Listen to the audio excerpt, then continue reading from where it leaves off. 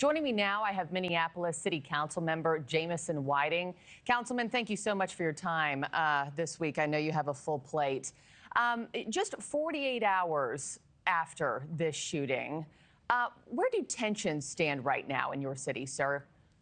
Yeah, good morning, and thank you for having me, Markie. You know, Minneapolis is a resilient place, and we are tired of being resilient.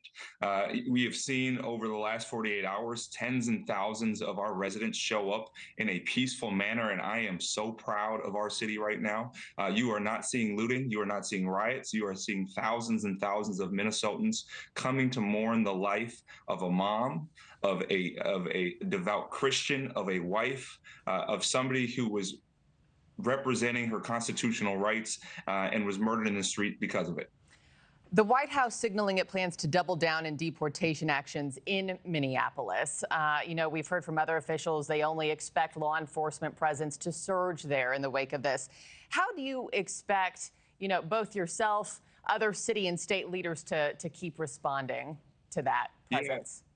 Thank you. And if this was about safety, Markie, I'll tell you one thing. There has been one homicide in the city of Minneapolis this year, and that was perpetrated by the federal government. You have seen a consistent message from our mayor, from our chief of police, from every single one of my council colleagues, that if ICE was here for safety, they would leave. Let's talk about the rhetoric. I mean, you know this, it immediately turned political on both sides, right? And your mayor immediately took to the podium and said, ICE, get the F out of our city. What do you tell people who think that that kind of rhetoric is only escalating the situation? Do you think it needs to be cooled on both sides, including yours? Yeah, you know, I think what we've seen is a peaceful protest in the city of Minneapolis for the last 48 hours. I think what is really concerning is if we are worried about words or the murder of an innocent individual in the streets of our country.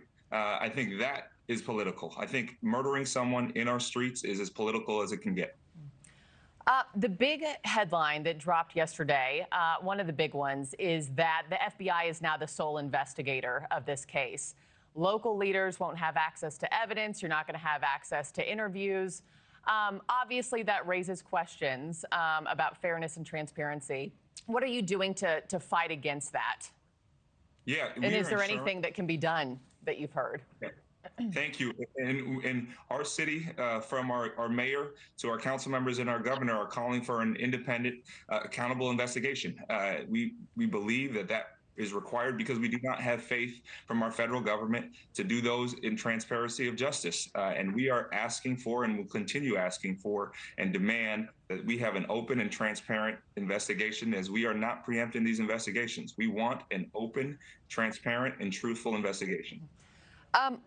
Just, you know, put me in the minds of people who live in your city, sir, and I'm curious if there are any resources or help available to those who need it most right now. Yeah, and I'll be completely honest, Mark, what I'm hearing from my residents, and as we know across this country, we're tired. We're tired of it. We are heartbroken and we are angered.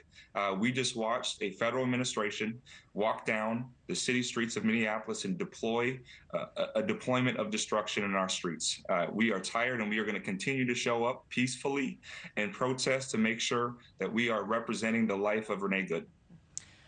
Let me play some sound for you. Vice President Vance saying this on Thursday, you know, just taking it back to lowering the temperature. Take a quick listen to what he had to say.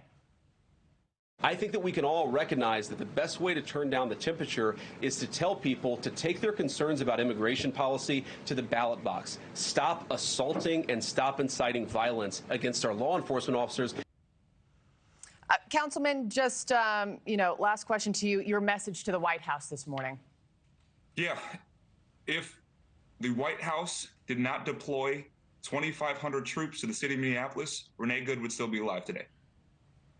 Minneapolis City Council member Jamison, thank you for your time, sir. I know you have a busy day ahead. Thank you. Take care.